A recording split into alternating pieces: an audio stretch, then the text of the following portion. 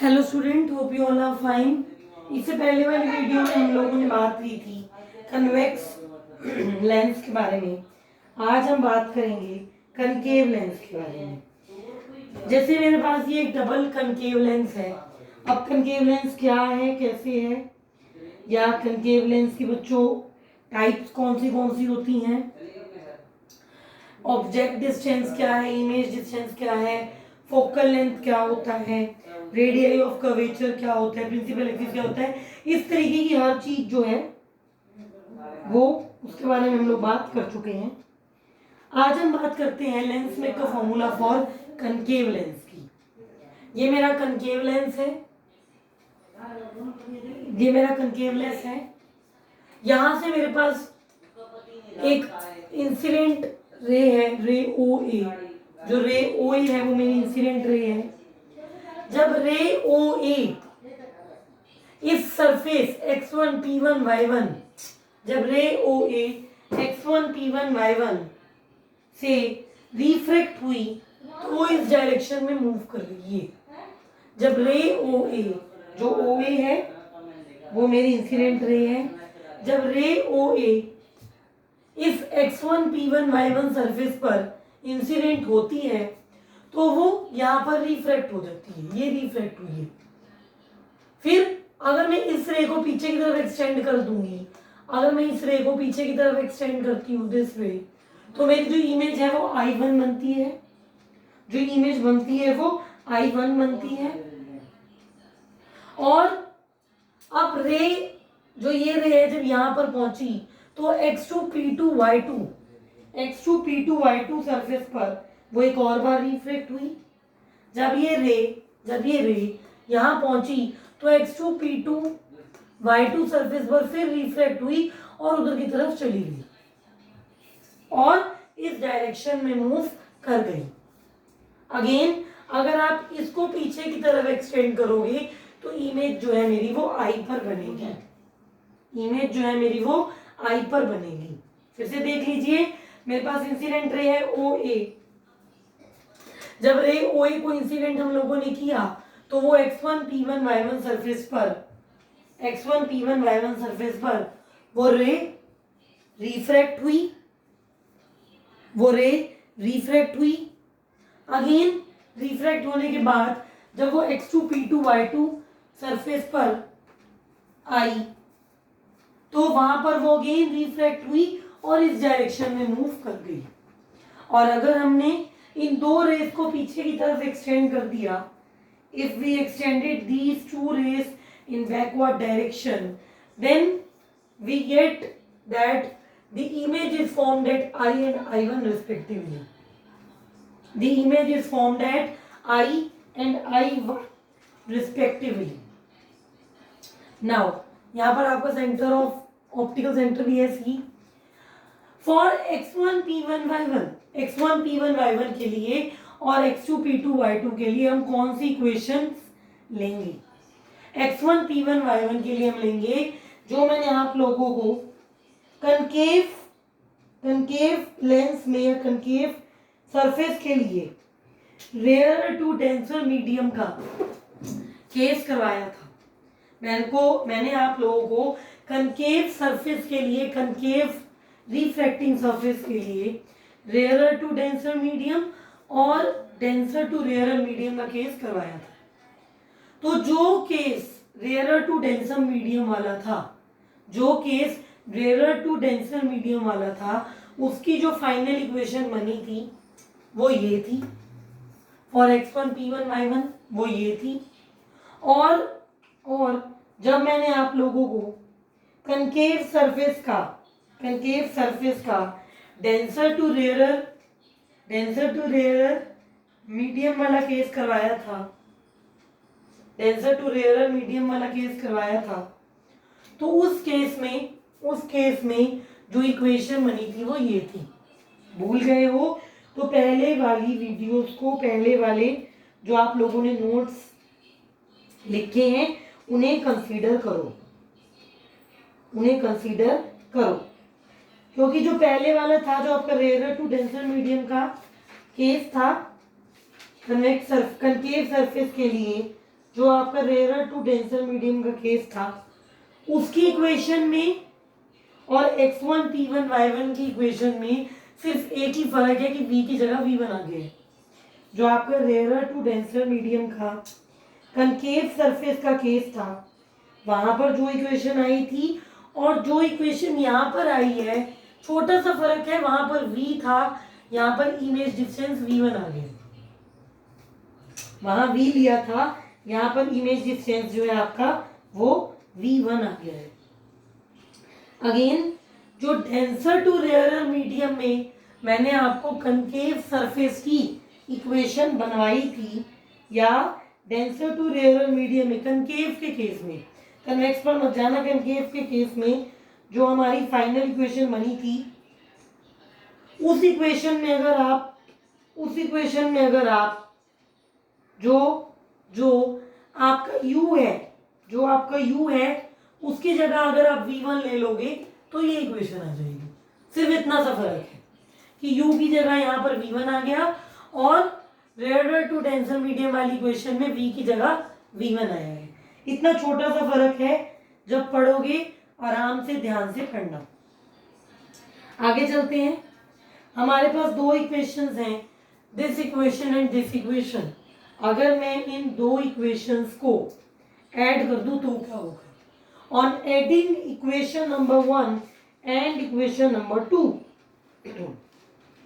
On adding equation number 1 and equation number 2 क्या मिलने वाला है आपको? चलते हैं आगे।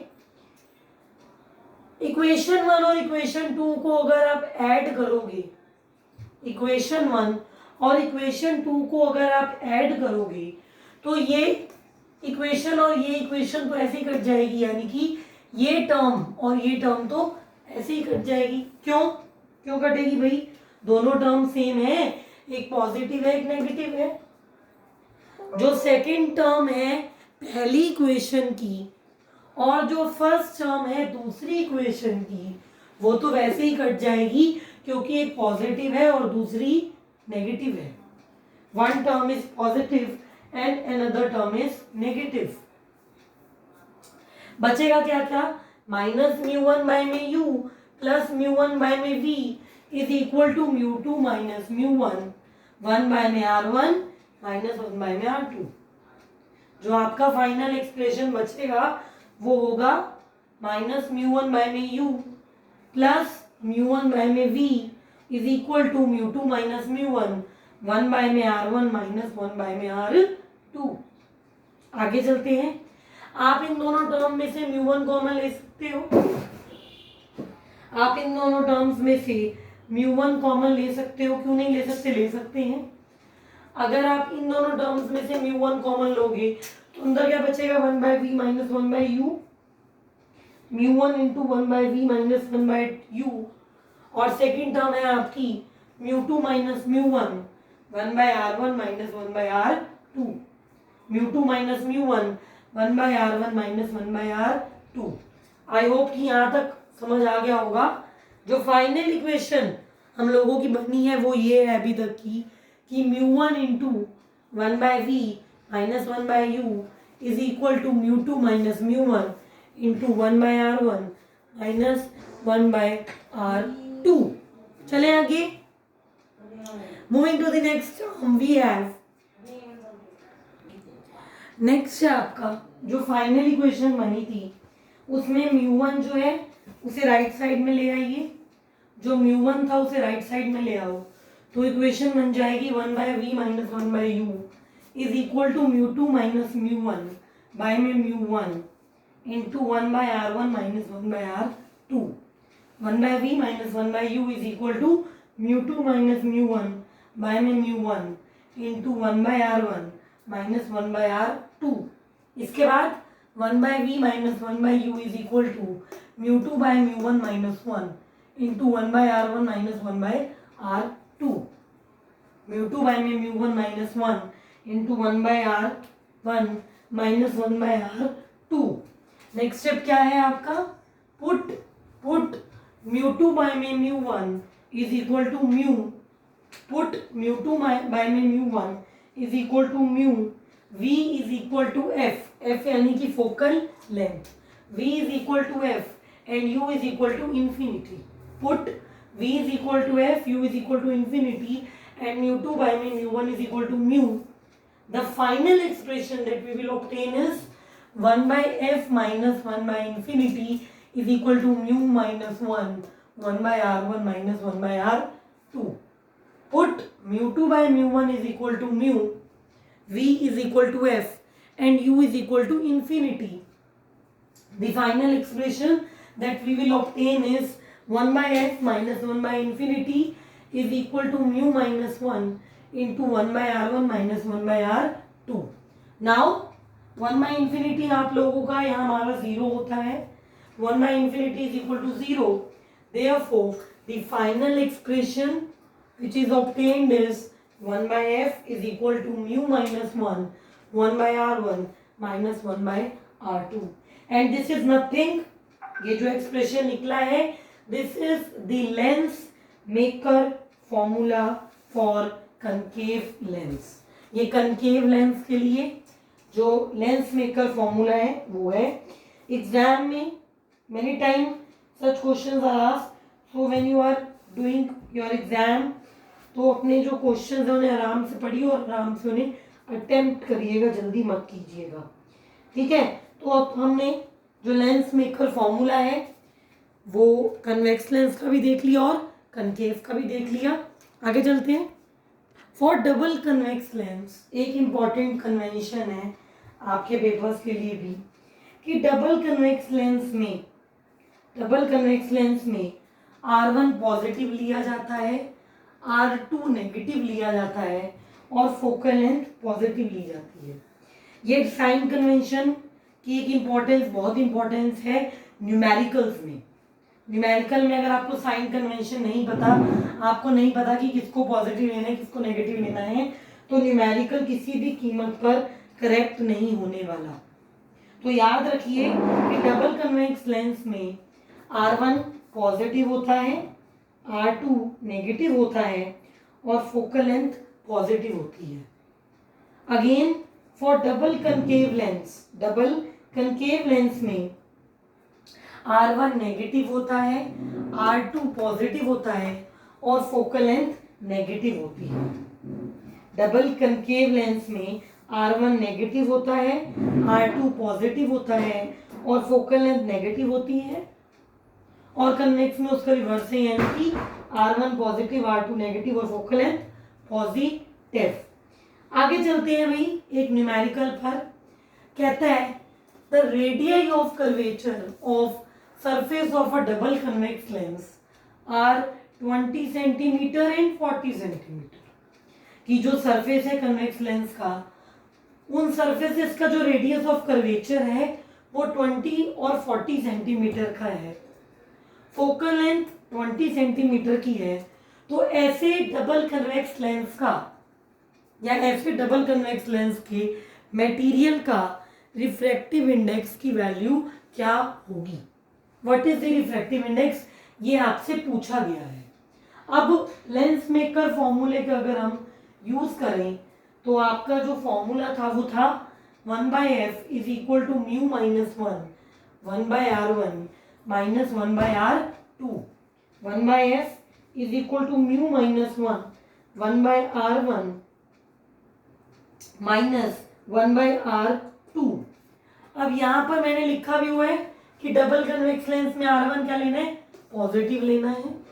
डबल कन्वेक्स लेंस में R1 क्या लेना है, पॉजिटिव लेना है. R2 क्या लेना है, नेगेटिव लेना है. R2 क्या लेना है, नेगेटिव लेना है. और फोकल लेंथ क्या लेनी है, पॉजिटिव लेनी है. फोकल लेंथ क्या लेनी है, पॉजिटिव लेनी है. ठीक है, R1 पॉजिटिव लेना है, R1 पॉजिटिव लेना है, R2 नेगेटिव लेना है, R2 नेगेटिव लेना है और फोकल लेंथ आपको पॉजिटिव लेनी है. इसके बाद तो कुछ बचा ही नहीं. F की जगह 20 ले लो, म्यू हमें निकालना है. म्यू यानी कि रिफ्रैक्टिव इंडेक्स हमें कैलकुलेट करना है. तो म्यू माइनस 1 इंटू 1 बाय में R1 की जगह 20 और R2 की जगह minus 40. So when you solve this very simple calculation then you will obtain refractive index is equal to 5/3, यानी कि एक ऐसे डबल कन्वेक्स लेंस का जो क्वेश्चन में पूछा गया है उसका रिफ्रैक्टिव इंडेक्स कितना है, 5/3 का है। The value of refractive index of the material is 5/3. Okay, so in today's video we have studied about the lens maker formula. With it we have studied the formulas, the sign conventions related to double convex lens and the double concave lens. कुछ numerical की भी हमने एक important numerical की भी बात की. So with this, be regular with videos. Don't waste your time. Study hard. Thank you. Videos के साथ रेगुलर हो जाइए और अपना पढ़िए. अगेन टाइम मत वेस्ट कीजिए.